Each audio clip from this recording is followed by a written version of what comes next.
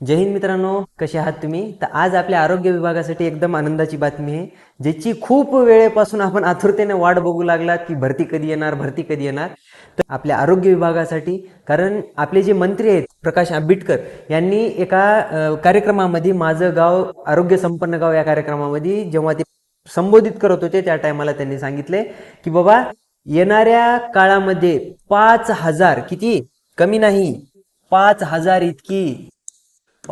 इतकी पदांची निर्मिती होणार आहे. आणि ह्याच्यासाठी त्यांनी सांगितलेलं आहे की येत्या 45 दिवसांमध्ये 45 डेज मध्ये ह्याच्यावरती काय येऊ शकते, ह्याच्यावरती तुम्हाला एक जाहिरात दिसू शकते, म्हणून त्यांनी त्यांच्या संबोधनामध्ये सांगितलं. तर ह्याच्यामधून आपल्याला काय कळायलं की बाबा येणारी जी 5,000 पद आहेत, ह्या 5,000 पदामध्ये आपल्या नर्सिंगसाठी कमीत कमी आपलं असं म्हणणं आहे की 1400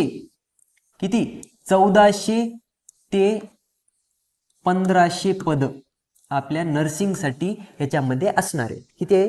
1400 ते 1,500. तर आपलं काम काय आता इथं? आपलं काम इथं आहे की इमानी इतबारीनं चांगल्या प्रकारचा अभ्यास करणं. नुसता आतापर्यंतचा टाइम तू कशामध्ये घालवला? जाहिरात आल्यावर करतो, कळाल्यावर करतो, तिनं हो म्हणल्यावर करतो, तिनं यस म्हणल्यावर करतो. तू त्याच्या मेसेजमध्ये तू हा टाइम गेला, पण तू हा अजून अभ्यास काय चालू केलं नाही. बघ, आरोग्य विभाग 5,000 कर्मचाऱ्यांची भरती कोणाची आहे? महाराष्ट्र शासनाची आहे. सार्वजनिक आरोग्य विभाग, ज्यालाच आपण DHS म्हणतो. काय म्हणतो? DHS. ही भरती DHS ची आहे.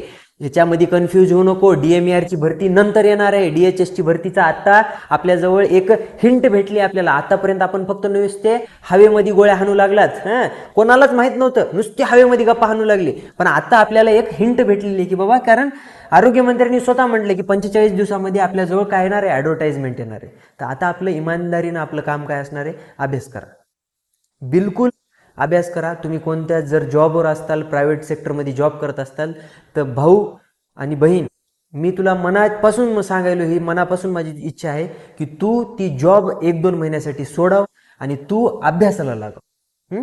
तू कमीत कमी तुझ्या 2 महिन्यामध्ये, 2 मंथ्समध्ये, किती 2 मंथ्समध्ये तू कमीत कमी, माझं असं म्हणणं आहे की 20,000 20K 20,000 एवढे MCQ केले पाहिजेत.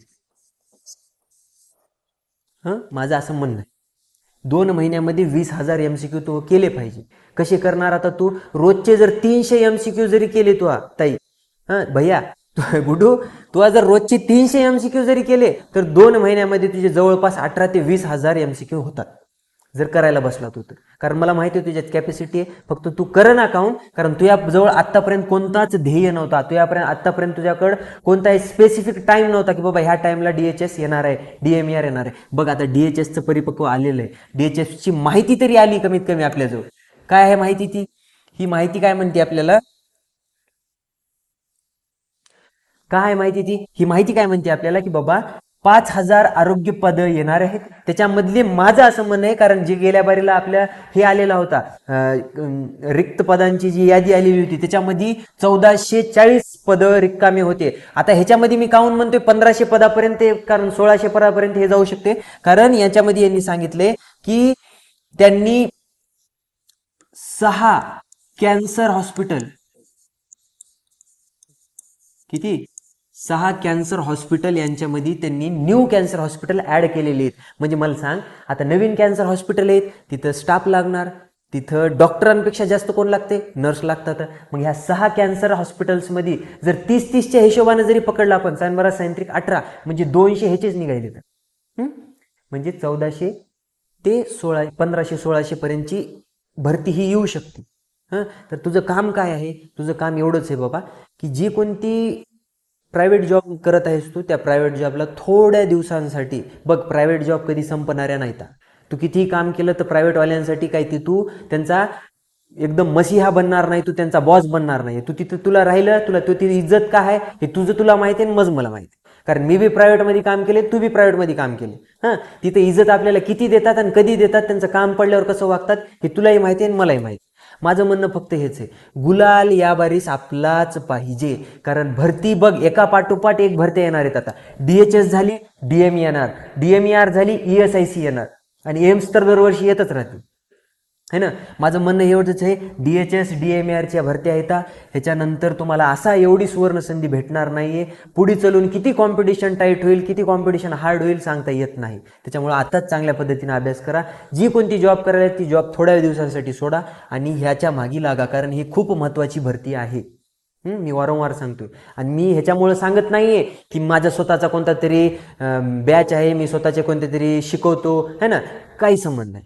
तुला वाटते ना तू स्वतः सेल्फ स्टडी करू शकतो, तुला वाटते ना की मी सर स्वतःहून वाचू शकतो, मला बॅचची गरज नाही, सेल्फ स्टडी कर, पण स्टडी कर. काहीच गरज नाही आहे कोणती बॅच घ्यायची. जर तुला तुझ्याजवळ पैसे नाही, तुला वाटते की मला बॅच घ्यायची नाही, घेऊ नको.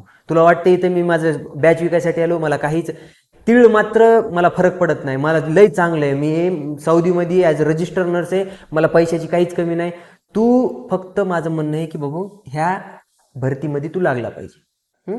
त्याच्यासाठी काय करणार तू, त्याच्यासाठी कमीत कमी 2 ते 2.5 महिने अंडरग्राऊंड होय, असा अभ्यास कर की कमीत कमी 20,000 MCQ तुझे असे तोंडपाठ झाले पाहिजे. PR यादव मिशन परिचारिका त्याच्यामधले जे MCQ आहेत ओल्ड पेपर सगळे असे छानून काढ आणि या भरतीमध्ये लाग. कारण हे DHS आहे, किती भरती बघ, 1400 ते 1500 जागा ह्याच्यामध्ये येतात आपल्या. ह्याच्यानंतर DMAR आहे, त्याच्यामध्ये 2-3 हजार जागा येतात, कारण त्याच्यामध्ये 12 नवीन हॉस्पिटल्स निघालेले आहेत, त्याच्यामध्ये भरती मोठी आहे. माझं म्हणणं ह्याचं आहे, हेच चान्स आहे.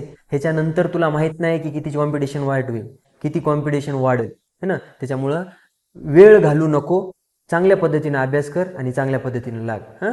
आणि काही जर प्रॉब्लेम असेल, काही जरी अडचण असेल, तुला कोणत्याही प्रकारचं तुला वाटत असेल की सर हे कसं करायचे ते कसं करायचे मास्तर, मला डायरेक्ट मेसेज कर.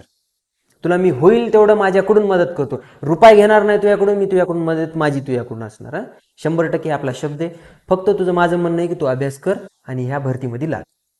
ओके, तर भेटूया नवीन अपडेट सोबत. जय हिंद.